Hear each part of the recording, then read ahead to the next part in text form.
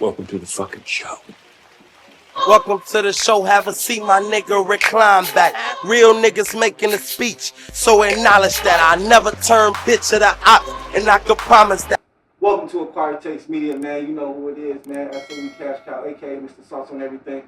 And I'm here with one of the biggest producers in the city, man. He's doing a lot of big things from Cleveland all the way to Atlanta to North Carolina. A lot of big placements, man. And, you know, he's here to, share his knowledge and his game with the city, man.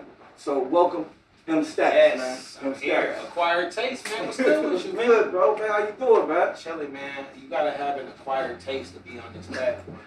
So I feel like it's only right that I'm a guest on here. You feel me? Absolutely. And share my knowledge and my story with the world, man. You should have been here, man. I'm here now, man. You know, been here. it's a whole lot of everything going on, man. Just got back from Charlotte, was just in Atlanta, working with Paper Route Empire. So I'm back in the city now. So I had to tap in. This is my first stop. Man, I appreciate you, man. We really appreciate you, man. So let's go ahead and get into it, man. So Mstacks, man, give them some history about who you are, where you from and what you do. I got a long history, man. I know you we do, got, man. We got to go back 20 plus years. So I'm from Cleveland, Ohio. Really, I'm from a small town outside of Cleveland called Shaker Heights, right? And yeah, no, that's where I grew up at. So growing up there, it's like a real eclectic musical place, kind of real artsy fartsy place. And the first best friend that I had was Machine Gun Kelly. So that ended up being the first artist that I ended up producing for. First time I ever sold a beat was to him. Okay. First time I ever did artist development or even learned what that was with dealing with him. And I was, yeah, we were kids at that time too. So I was 17, he was like 14 or 15. And then from there, it just grew. I ended up producing a whole album for Ray Cash. Free Ray Cash, by the way, man. Did a whole Free album. Ray Cash? Yeah, so then I got a feature on that album from Currency. Currency just did it for the love, didn't charge any money, just was really rocking with what I was doing. And he did it off the love. So I did a song for Currency, or a feature with him, and then I ended up doing a song for Boldy. And I meet Mac Miller along the way, did a song for him. And it just grew from there. GQ magazine ended up doing a story on me. And it just blossomed. Oh, man, slow down, man. You killing me. All right, slow down. And it's a long story. It's been a long road, man. Man, I see, bro. So the first, it sounded like, like you said, your first plug or the first person that you really rocked with was MGK. Shout out MGK. Shout out, man. That was my first best friend in high school. We both linked just based off the fact we were both doing music. He had a home studio set up. I had one too. He had just moved from Denver. I had just moved from Atlanta.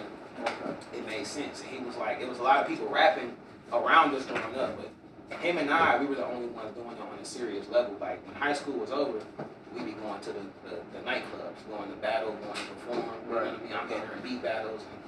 And, it was a different time back then, man. Definitely was, man. I think we was a lot more active. We was a lot more together back then. I think nowadays it's just so much competition that we forget to. We definitely had a way more united music scene back in the day. I love that, like the capping era. That's what I like to refer to it as, man. But like I can remember like MGK linking with Chip to do a song. Yeah. I can remember specifically going on MySpace trying to reach out and get my beats out to people in Cleveland. I remember sending a message to Skittles, sending a message to Corey Babes, sending a message to Al.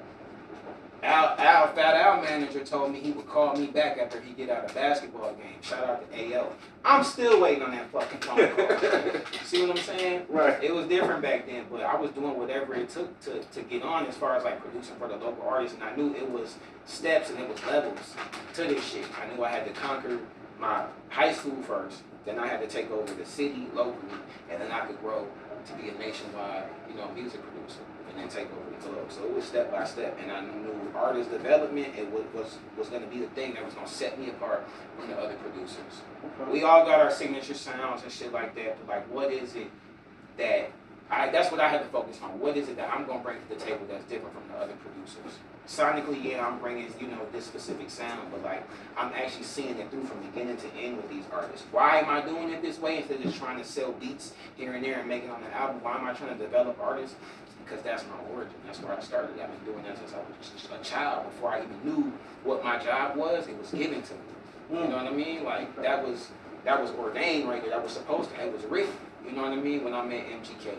It was supposed to happen that way. He needed artist development. So I gained that knowledge and I applied it to the next artist. When I met Big Mensa on Twitter, I knew exactly what to do when his manager reached out to me. I got in mode, and I've been in mode ever since, man. That led me to discovering Boldy James. A lot of people know Boldy James from being signed to Griselda Records, but he had a whole life before then where he was still trying to develop a sound.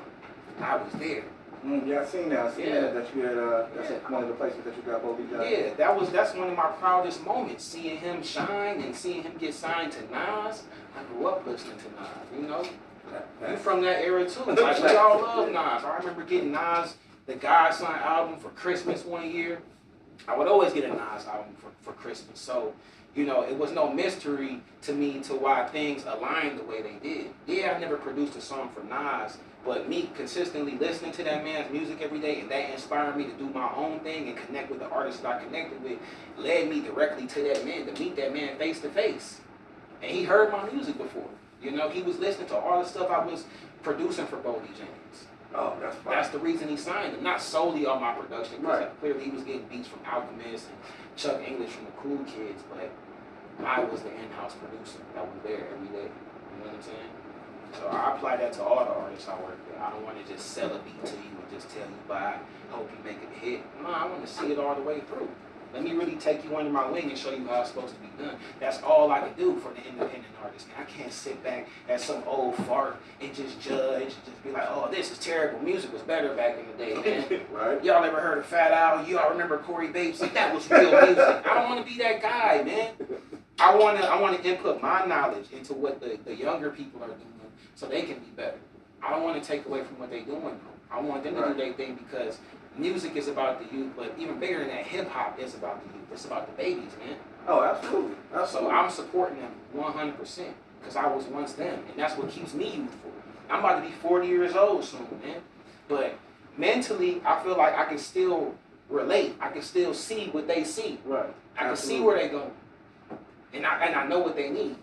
So that's what I offer these artists, man. It's deeper than just beats, man. This shit is deeper than rap. It's deeper than music, man.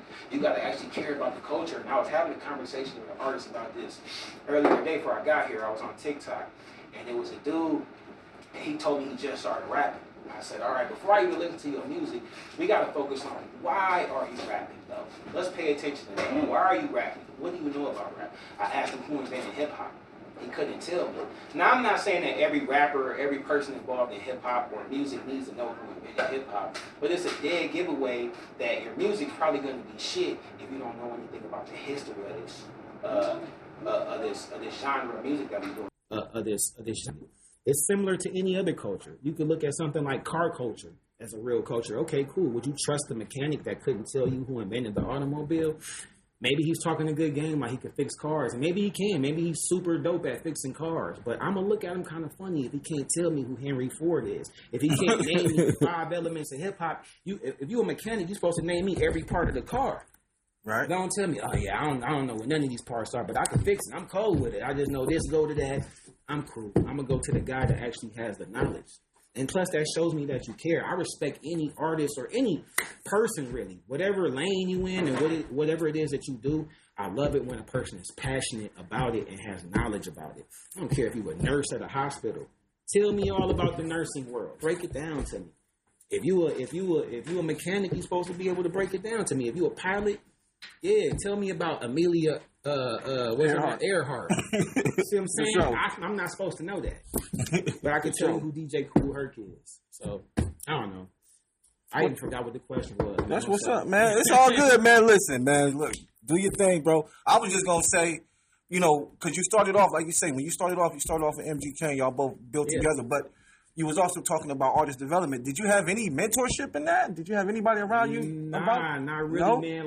Like going through what I was going through and networking and coming up in this game, I really just had my father, man. R.I.P. to my pops. Like, that was my manager from day one, and we were kind of learning it hand in hand every day. So no real mentors. Like, I had people along the way, like, give me some game and some advice, but no real producer or musician really took me under their wing.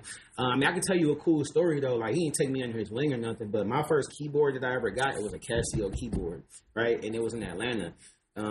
It came from, you remember, you old enough to remember Tony Rich, the Tony Rich project? Mm-hmm, yeah, Nobody knows it but me. Yeah, I got it from him. Word. My dad was helping him move in Atlanta, and his tip was the keyboard. Like, hey, you got a son here? Yeah, get this to your son. Whew. He gave it to me. So that's a little piece of music history. Man, right there, man. that's Shout fire out right Tony there. Rich, wherever he's at in this world today, man. Shout out Tony Rich, man. For sure. All right, so, man, you got so much to talk about, man. You got such a rich history. You got a lot. Man. You got a lot on your jacket, bro. That's what's dope, the man. what's the biggest part that I wouldn't say I forget, but I kind of do forget this part of my story too. Like, the first person that ever signed me was Rich Paul. Yeah, that was the first person that ever, like, on that level, like, that was the first. That was around with Fat Al? With Fat Al. It was around that time. Like, but this was, like, towards, like, he had already dropped I Done Came Down. Royalty Camp already put out their album already. And I came in on the production side, and he signed me. He took me under his wing. That was my first time ever going to a basketball game. Man, shout out Rich Paul, man. Yeah, that's what's up. Yeah. So I was at his house, he was barbecuing and stuff like that. We recorded this song. He had a studio at his crib, and it was a different time back then. Man. So Rich Paul was recording. He was rapping. He wasn't recording. He was rapping. He was rapping. He was rapping. You know that? No, I didn't know Rich Paul used to rap. Rich Paul, Adele's boyfriend or fiance or husband, something like that. Yeah, he used to rap. He definitely used to rap, but he was more so behind the scenes though. He would just like pop out every once in a while and rap. But he had some songs, but he was mainly pushing Al. He was pushing Chip. Royalty Camp on the production side. He had me. He had RJ, and it was another guy too. Okay. You hit the LT Mo? Yeah, I remember LT Mo. Yeah. LT Mo. He was doing his thing in Atlanta. Yeah. For a long time, man. I was Shout I out LT. met somebody who was like, yeah, man. I think he used to manage LT Mo. It was a restaurant in Atlanta called the Atlanta Hot Dog Factory, and I used to eat there all the time and shit. They had the vegan dogs and shit, and I remember we was talking about music, me and the owner, and he was like, yeah, are you from Ohio? Oh, you know, I used to manage LT Mo. So, you know, shout out LT Mo, man. Real. All right, shout him out. / Atlanta legend. All right, so how would you describe the Cleveland music scene in 2026? In 2026, I would say it's more vibrant than it's ever been.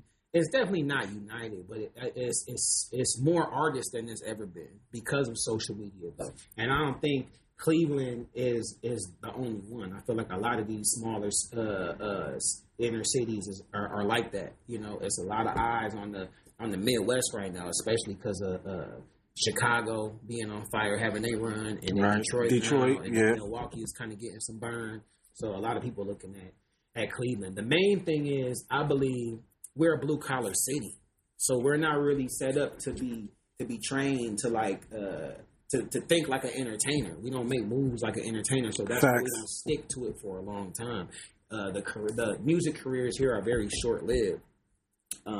So that's why it's important to actually know what you're getting yourself into. Have knowledge on the culture, man. You know what I mean? It's 5 different elements to it, man. You should learn it. You should know who invented this culture. And even bigger than that, man, as you're making your music here, you should assemble a team.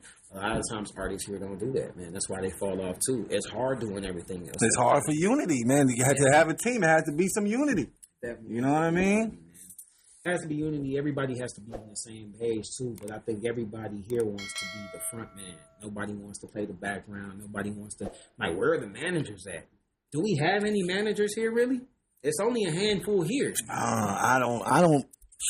Most of the managers that I have came across, they've been women. Yeah. You know what I mean? Yeah. So I haven't came across any male managers. And, you know, they're working with local artists and stuff like that. But there's some female managers out here doing their thing. Yeah, shout out to the female managers, man. You know. But that's what I'm here for, to fill that void, too, though, man. You know? It got to be somebody here to guide them, to come up with that blueprint, man. Absolutely. Absolutely. And I see you've been doing it for a while. So when we talk about, because it's crazy that you just brought that up, because that was going to be my next question, what makes Cleveland different from the cities like Atlanta, Detroit, and Chicago? But I mean, you kind of already answered that, because you stated, like, you know, we're vibrant, things of that nature. So how do you feel about artists going out and performing every weekend? Do you think that's something that's helping the artists? Sometimes it's not needed, especially in a city like Cleveland. Sometimes it comes off like it's being forced. We're not a real entertainment city, and I get it. We want it to be that, but we're not that. So a lot of times if you take that approach as an independent artist, or even for me, as far as being a DJ and stuff, you can like bring yourself drive doing it. You know what I mean? You're gonna run into a wall after a while. Like people are it's gonna get exhausted. You know, like seeing you over and over again, man, and keeping your value too. A lot of these artists in the city, even on the independent side, they still want to get paid for club appearances or doing a show. How can you ever make that happen if you owe it? But then the catch to it is, if you don't do it, then you're not an active artist. You know what I mean? So my advice is this: put on your own events. That's what I say. Put on your own events. Really do it to where it counts.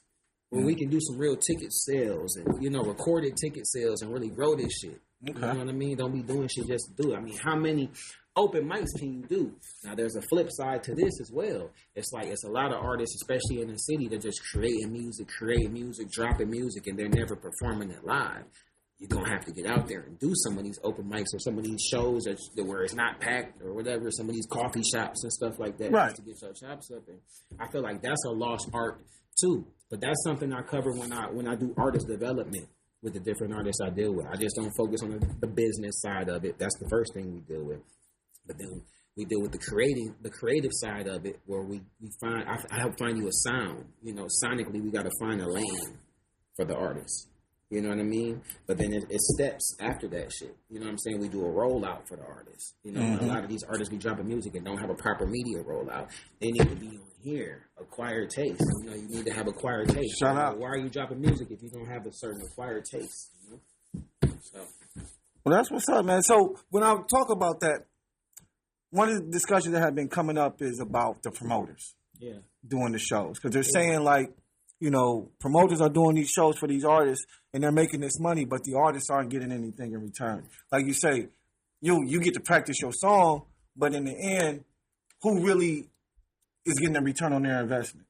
Only people who are getting a return on their investment is the promoters. Yeah, but that's why you gotta be the promoter yourself. Like people, so that's why you do your own events.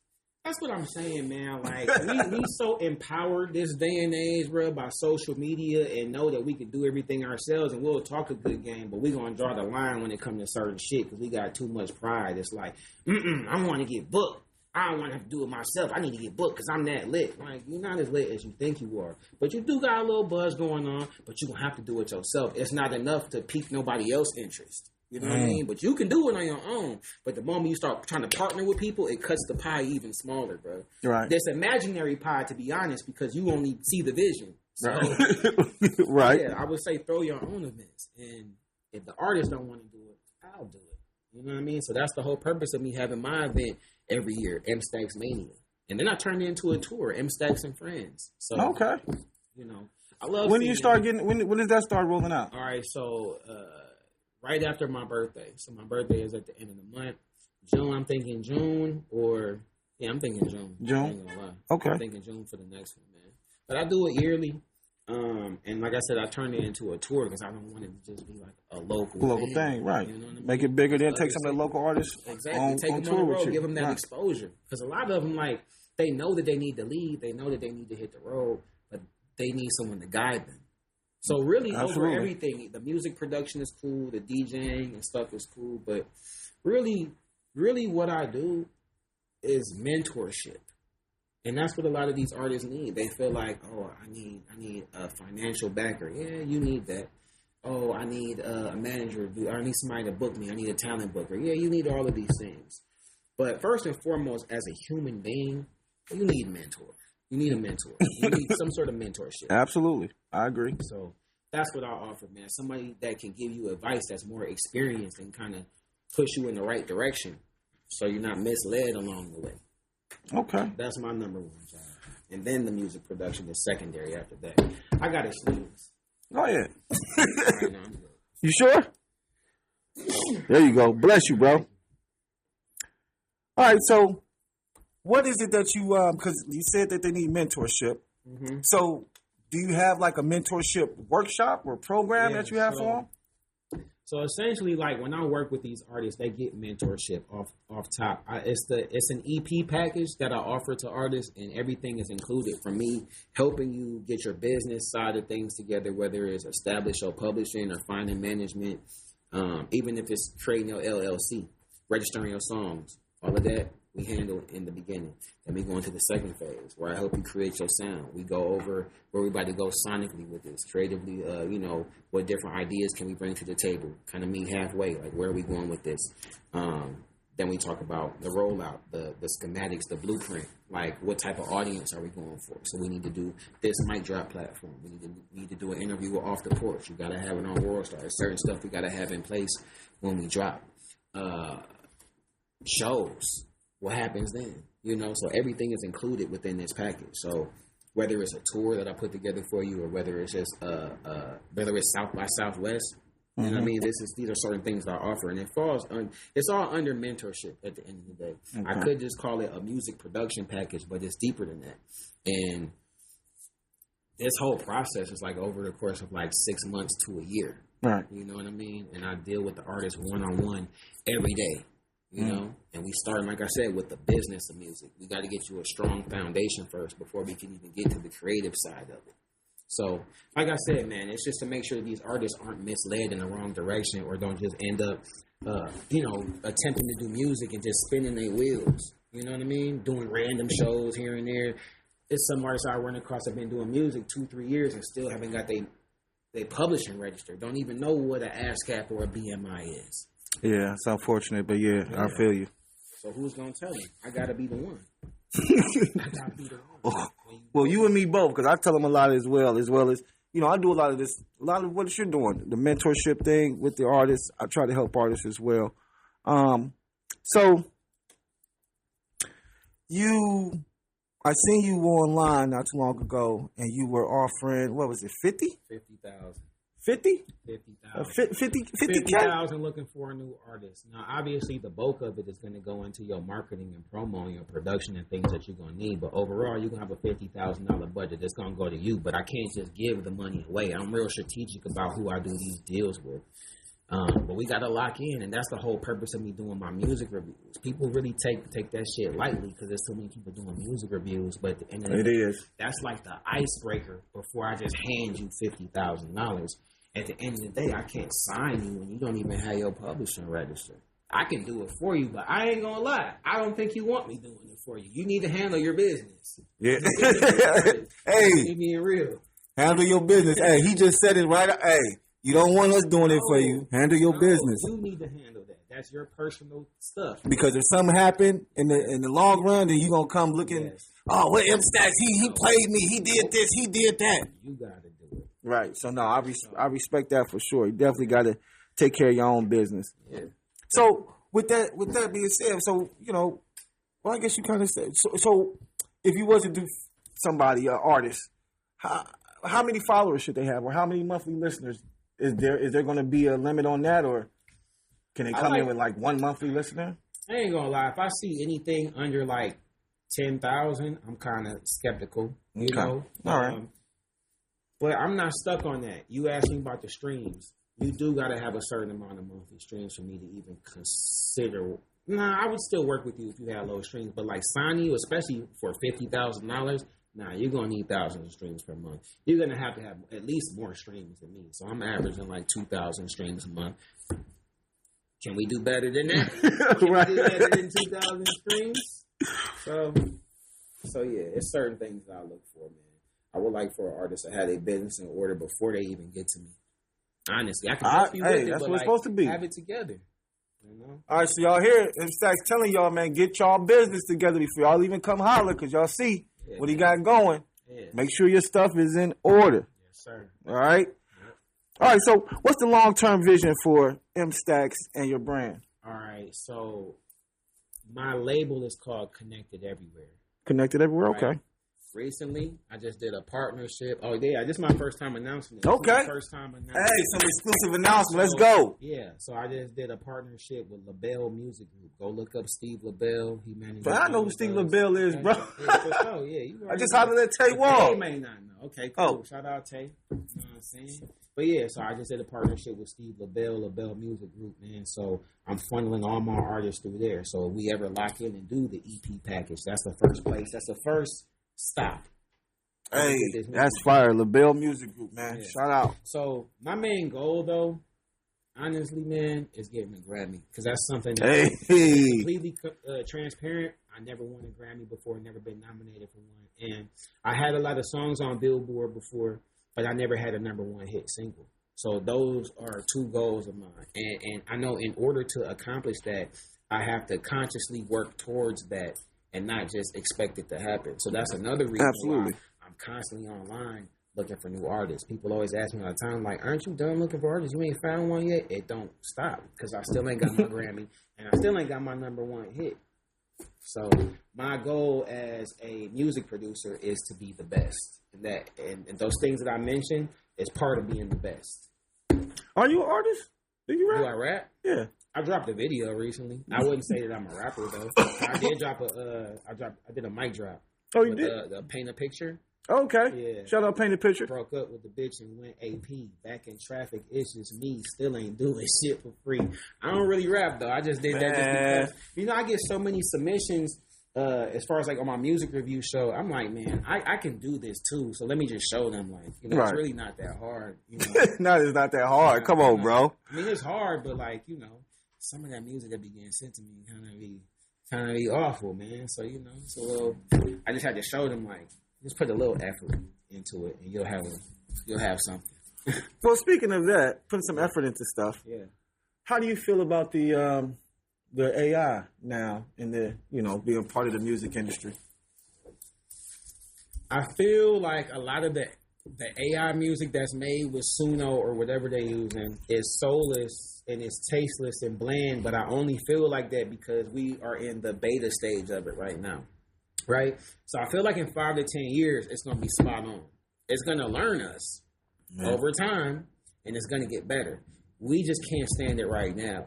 It's like graphics in movies and shit. Like, you go back and watch CGI and stuff like that. This shit look cheesy. You go back and watch Terminator. It's like, but now it's like it looks super real. Absolutely. So I mean, it has its pros and its cons. Like AI puts people out of work, But am I about to be complaining? Nah, I got to figure this out like everybody else, and I know I'm not gonna be able to stop AI. So I'm not going to be the one like, we got to put a stop to this. Like, nah, it's only going to get bigger and bigger. So I got to figure out what I like about it, what I don't like about it, how I can utilize it to help me, how I'm going to maneuver while AI still exists. How am I going to maneuver what I got going on? So just because AI exists, real music is also going to exist. Absolutely. And it's still going to stand out. What's something else I was talking to my DJ homies about too, deeper than the music that's being made with AI. What about DJs in general? I think that's going to be phased out too. You're no longer going to need a DJ in a nightclub. It sounds good, like, I hear DJs say all the time, like, oh, well, no, you can't replace that personal interaction where the person is reading the crowd, and like, you don't think AI is going to be able to do that. Shouting out people on their birthdays. It's going to get to that point. Yeah. Whatever happened to the time back in the day before the DJ when you had to get a live band to do your wedding or something like that? Now, granted, the wedding, the bands that do weddings still exist, but they're far and few between. You're going to find you a DJ, though. Right, and it's going to be cheaper for you to get a DJ. Right, because I'm going to say that band going to be expensive. Okay. But ain't nothing like that authenticity. You know what I mean? That real musician, and they're playing that instrument, man. That's ain't nothing like it, man. Yeah, ain't nothing like that, bro. For sure. I agree, man, but... if we're going to draw the line there when it comes to music production, I'm done with AI. I can't stand Timbaland pushing this AI agenda. It's like, well, what about when they use it in the movies and stuff like that? Like, what it put all the graphic designers out of work, all the filmmakers out of work. Like, you can damn near do a whole movie on your phone, AI. You don't need to pay a video director no more. I mean, people still do it for sure. It's forever going to be a thing, I think, but... What about all the graphics that are being made online with AI, all the lyric videos? You just have to pay somebody to design you a lyric video, and they would charge you top dollar. Not no more. Nobody was complaining then. Right. So now that it's affecting the rappers. Hey, right, everybody got something to say. All right. Man. All right, man. So we was talking about this a little bit earlier, so I just wanted to get a little bit more into it. So... is Cleveland music too divided for real success? Because shout out to So Sincere. We were speaking probably a couple months ago. We had an interview. Who is So Sincere? That's DJ dude, or that's No, So that's a Sincere. girl, a lady? She's a young lady. She does management for BMF Rocket. She be hating on me, man. I ain't gonna lie. You know what Sincere I'm talking Sincere about? be hating, bro. Like I don't even know her for real. Like I know her from the studio. I used to work at Bulkley House Studio. Buckley House. Yeah, she used to work there. She was there. She always used to give us the blues about smoking in the studio. She wouldn't harass nobody else. And then I remember this one time I did an event up there with Roland. I'm tied in with the people at Roland. They came out to do an event there. She damn near took credit for the event. She's showing Bone Thugs. Yeah, these are people from Roland. I want you to meet them. You don't know them people from Roland. Them is my people. You was a hater. All right? And then, like she was all cool with me that day. But then fast forward, I remember somebody was saying something online about me. It was the dude from Core DJs. He had said something about me online, and she was in the comments like, "Oh yeah, nobody likes him from Cleveland. Nobody messes with him." You don't even know me for real. You are a hater, and you are a culture vulture. Real shit. I was just talking to you about this earlier. Culture vultures. That lady probably don't even know who invented hip hop, and even if she do, I bet you she never supported a movement. DJ Kool Herc is sick right now. You never hit the donate link before. You are a hater. Real shit, man. I got to tell you on this platform, I would never talk to you like this in real life because you're a woman. But on this platform, I'm going to talk to the camera like this because this is something you need to know. You are a hater. And Black History Month just passed too, man. Fuck is going on, man? All right, well, I totally did not expect that. I'm going to tell the truth on here, I man. appreciate you got to have that. acquired taste to fuck with me, dog. That's why I came here, bro. Man, listen. All right, so yeah, I didn't know that you guys somewhat knew each other. You need a lighter? No, I got one right here. Oh, okay. What was the next question? I'm gonna give you the real, man. Whatever you want to know, I'm gonna tell No, you I mean about, that was that question was actually you was asking me, do I feel like the scene is divided? Right. I feel like For the younger success. for the younger kids, yeah, because they always beefing and getting into it. That's just like that's what they on. That's that's the thing. You gotta have beef to be cool now. So yeah, it's super divided. That's crazy. I didn't really come up in the era where it was like, yeah, people had their hoods and their sections and what they rep, but overall, I guess because we like a smaller city, there was only so many places we could go and perform this shit, so we all had to be cool and play nice. Right. We all going to Peabody's, bro. Let's be cool, bro. Like, Peabody used to be the spot, bro. That's really where I got my name at Peabody's. Peabody's? Like, yeah, I made a strategic move. I remember, like, I was going to school at Cleveland State, and I got right kicked across out the at street. Cleveland State, and I would just go to Peabody's, and they started hiring me for shows. And yeah, I really just locked in with Peabody's and Agora. So you used to work at Peabody's? Peabody's and Agora. And Agora. Okay, That's so my family. Yeah, they really showed me a lot of love. Like I really got a lot of burn from DJing there because they let me have my way in there. I could put my signs all over the stage. I could like interview the artists. I could chill backstage with the artists, and I was of course meeting the manager, and that's how I got connected with so many artists because I knew being there, I was gonna be able to contact. I could talk to the artists. Like right. I'm meeting Twista, I'm meeting Yellow Wolf. That's how I ended up meeting Rich. Like Rich from Atlanta that signed to Tech Nine. Like I met him at Peabody's, and he needed a producer. He was still trying to find his sound, and I helped him with that. And we walked him in the front door to Tech Nine's record label, Strange Music. Strange Music. Shout out Strange Music. Shout out, man. And I'm still eating off them checks, man. First time I ever made it on Billboard was fucking with Tech Nine and Rich, bro. That man does great business, man. And his people are super nice, man. And Tech Nine is 100% independent, too. 100% independent. I rock with, you hit the M80? Why that sound familiar?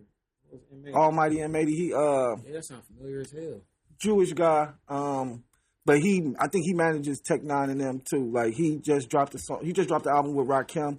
Like he does a lot of our like God, Rakim, man. Yeah, he does like our legends. Like I think he also had an album coming out with like the Wu-Tang Clan stuff like that. So all right, and maybe he's from Toledo. Okay. So he's actually, I think he won a couple of awards and a couple of our Legend Award shows, stuff like that in the past. So he's from Ohio. So he definitely rep. From Toledo, you know him? No, I ain't hit the Molly the Marshall. It sounds familiar. He like Fabulous right hand man and shit like that. Oh, word? He was his in-house producer, but they business partners at this point. Yeah. Hell yeah. Shout out Molly, man. Man, there's so much. And Gerard, what up? Stacks, bro, you actually are opening a lot. You are showing that it's a lot more people in this state as well as in the city, making moves, Yeah, man. it's Ohio people everywhere. I was just out in Charlotte. It was Ohio people down there. Like we really we from the Midwest, and this, we from a small town technically compared to other cities, but like we go to other cities and states and take over, bro. And it's a special thing being from the Midwest, because it's like we in the center of everything. So we get a little piece of New York, we get a little piece of Chicago, we get a little piece of Atlanta, Philly.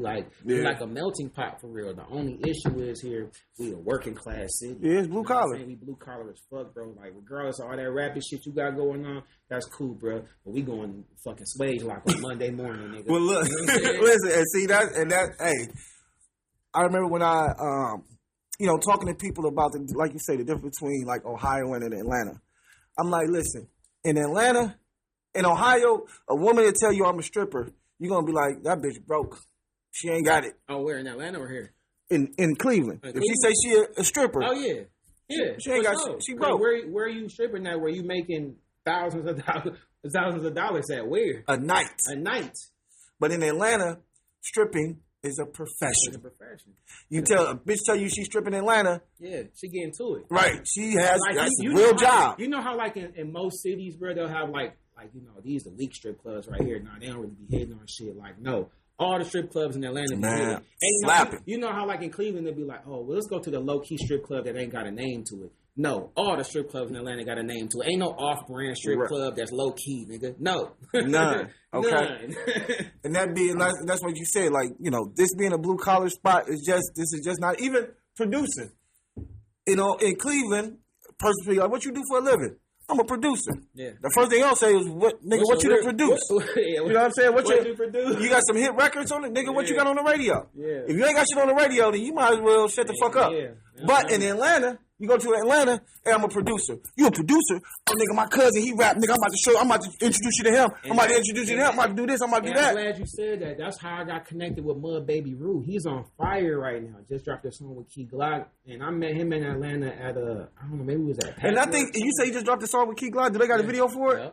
Yeah, I just seen that. That's what I'm saying. Like, I heard his name before, but he was like, hey, bruh. This is exactly what he said. He was like, hey, bruh, that beat you making in there hard, bruh. You got some more beats? Let's do a project. It's exactly what the fuck he said. This is our first time meeting. That shit will never happen in Cleveland. No, not let's do it, man. Let's do a project. Let's work. That's what I'm saying, man. Man, listen. So, I feel like Cleveland artists got to be more open-minded and don't be so scared to leave, man. Don't be scared. No, you got to get up out of here, man. I hate to say it but you know what I think it is, because they get mixed messages. Because some people will tell you, oh man, don't leave Cleveland, man. If Cleveland ain't talking, if your own city ain't talking about you, then you might as well just. Everybody had to leave to get on here. Hey, thank you, man. Thank you. I appreciate. I'm glad somebody else said it. I'm glad somebody else said it. Yeah, Q Money went to Atlanta, Bone went to LA, Kid Cudi went to New York.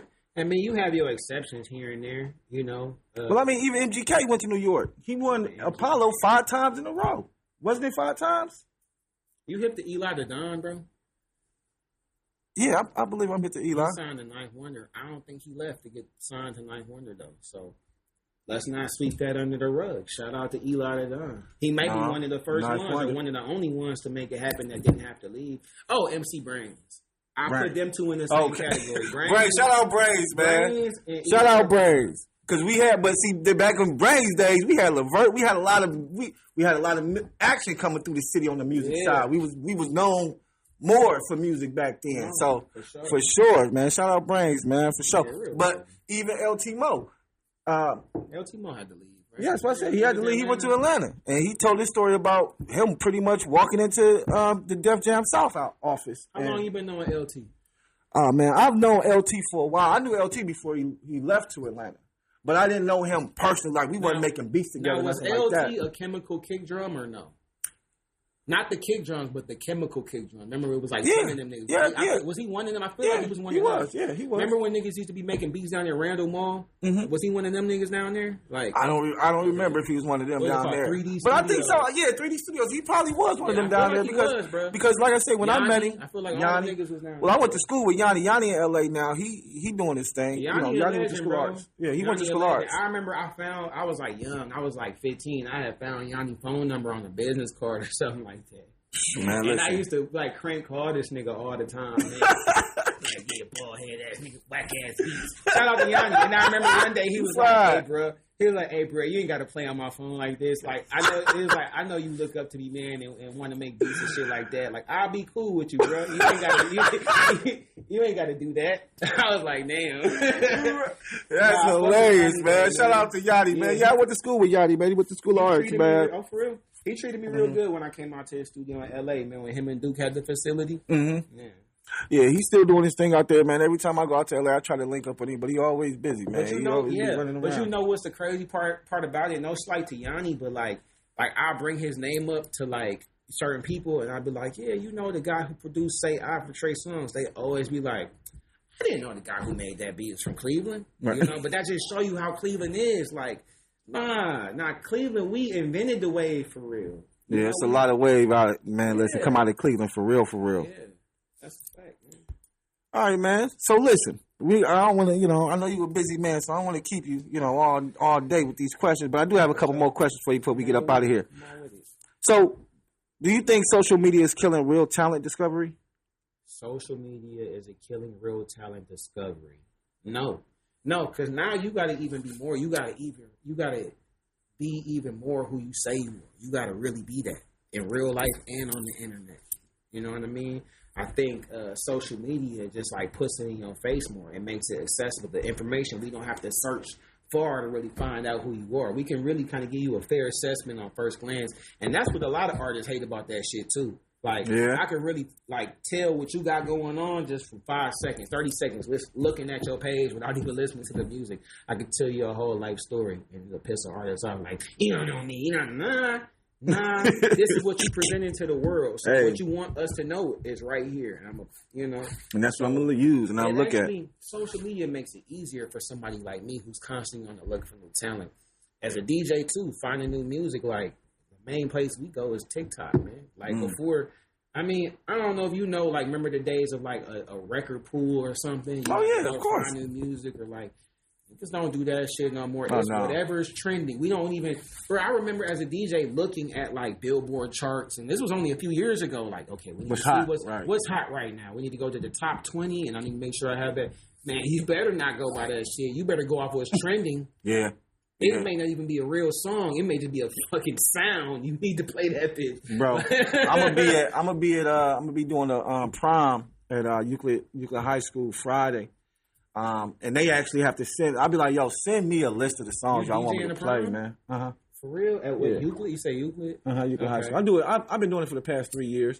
But I tell them that y'all got to send me y'all song. Send me the list. Let me ask you this though: when you DJ the Euclid prom and you play the edited music, which I'm sure they want you to play edited, right? Yeah. And kids being kids, and they rap the curse words. Do they ever do the staff ever get on your ass like, oh, they're cursing too much? You need to.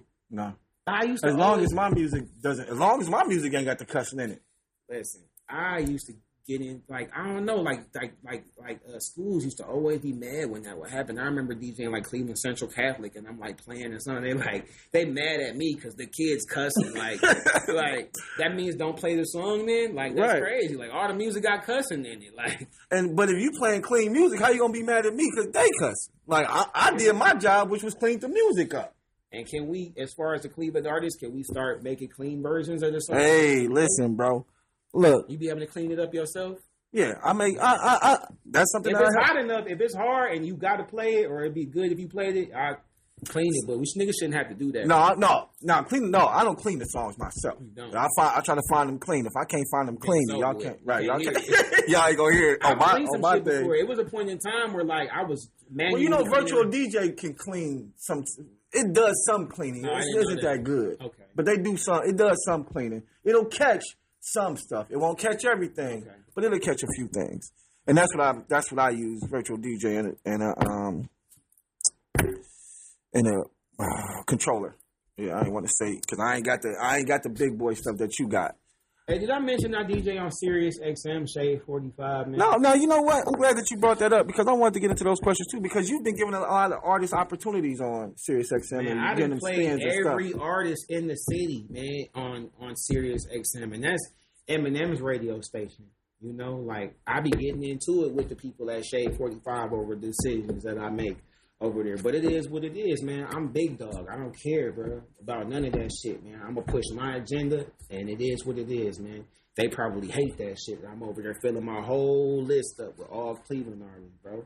It is what it is. Hey, man, we hey, listen, we appreciate you for that, bro. And even with that being said, so with the Sirius XM, is that an opportunity for artists to also get some payment off the stuff on the radio? That's part of it. When we do the EP package, of course, I'm gonna be playing these songs that I produce for you on the radio, like Shade 45, Sirius XM. Thing about it is, that's why we start with the business side of things. We get your publishing register, but we also make sure we sign you up for digital radio tracker and certain things like that, to where you can get your money from radio play. I've had, it's funny you mention that. I have had artists hit me up like, is there a way I can get paid from this? Yes, there is. Am I just supposed to tell you this shit off GP, or can we lock in and actually solidify some business together, and then I can give you the game? That's why I say do the EP package. Stop trying to milk me for the free game. Hey. The real free game you can get from me is on my TikTok live when I drop my gems. And even that shit is short-lived. You want the full experience? Let's lock the fuck in. Stop trying to figure everything out on your own. You need a team as an independent artist, and that's what I'm here for. It starts with having a sturdy-ass music producer that has an ear for this shit and has experience. I have years of experience. I told you, the very first artist that I worked with in this game was Machine Gun Kelly, platinum artist. That's easily, 20 years? 20 years ago. Next artist I produced for after that, Currency, platinum artist, all right? Next artist I produced for after that, Mac Miller, multi-platinum artist. Damn near diamond, legendary. And if I can produce for legendary artists Mac like Miller, Bun B, Juicy these J, are people that I idolized growing up. Pocket Full of Stones, I was glued to the TV when I first time I seen Menace to Society and heard that song when Kane was cooking up, bro. Pocket Full of Stones. So to produce for that man, for him to think that my music was even good enough to rap on, and let alone pay me for this shit, man, that just shows you how solidified I am in this game, man. So I don't hold my tongue, bro. I'm one of the best, if not the best producer in the world, bro. And I'm not with all the antics, the Kanye West antics and shit like that. Like, put me in the studio. Let's enter the studio together, man. Let me show you what I can do, man. You know what I mean? Ask your favorite producer that you look up to, man. Ask him to cook up in front of you. I bet you he can't do that shit, bro. These niggas be having teams of little nigga producers under them, man, that make beats, bro, and they put their tag on that shit, bro. I actually create the sound from scratch, man. Wherever you at as an artist, I find your sound, bro. I compare my beats and my production to, like, I look at that shit like I'm a bed maker or something like that. I'm making you a custom bed that you about to lay in. You need to tell me beforehand what type of bed you want to lay on, my dog. You want a firm bed?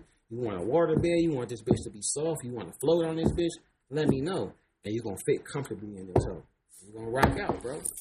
So that's what I do, man. The EP package. Tap in with me, man. As an independent artist, you need this shit, bro. Don't stop trying to figure everything in this game out on your own, bro. You can't do it. You need a team. So come to my Instagram live or my TikTok show or Twitch, Mstacks Online. I'm reviewing music every day. Send it in. And we can go from there. It all starts with me actually listening to your music first. We can't escape that. Can't get around that. You can't get around that. You can't circumvent the process. A lot of artists think, well, I got some money for you. Fuck all that, man. How much it's going to cost me? No. It's deeper than that. I got my own money, bro. You can keep. Trust me. Whatever money I'm about to charge you for this EP package or whatever business we about to do, trust me, bro. It's only symbolic, bro. It's only symbolic, man. It's only because I can't do it for free.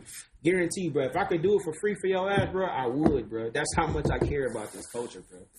But I can't. You know what I'm saying? So at the end of the day, once you wake up and realize that you need a team, I'll be here, ready to work, bro. Wake up, artists. That's what it's time, man. It's about to be summertime.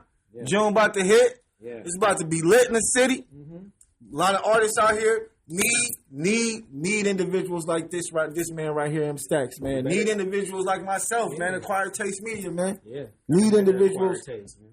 Need a team, man. And I'm glad that you was able to stop by and really give some good game to these artists, man, so that they know. Because, man, I'm telling you, they need it, man. They needed somebody like yourself to come who has the accolades, who has the background, that can tell them hey, man, this is what you guys are doing wrong, and this is what you need to do right. And I'm going to always be here, man. I can answer any of your questions at any time, man. Make sure y'all follow me on Instagram, Mstacks Online. Follow me on TikTok if you want to do the music review, Mstacks Online. If you want to follow me on Twitter to see some of the funny shit that I say, it's just Mstacks, man. Lock in with me, man. But you better have acquired taste before you come to Acquired Taste Media, bro. Hey, man, and with that being said, we out, man. Mstacks, man. Appreciate the love, bro. Appreciate damn, the man. love, God damn, this Yes, was a great sir. interview, man. Yeah. We out, man. Peace. Damn, bro. You killed that shit, bro. God damn, man. We might go viral about this shit, bro. For real. So, bro. For real, man. You want playing with him.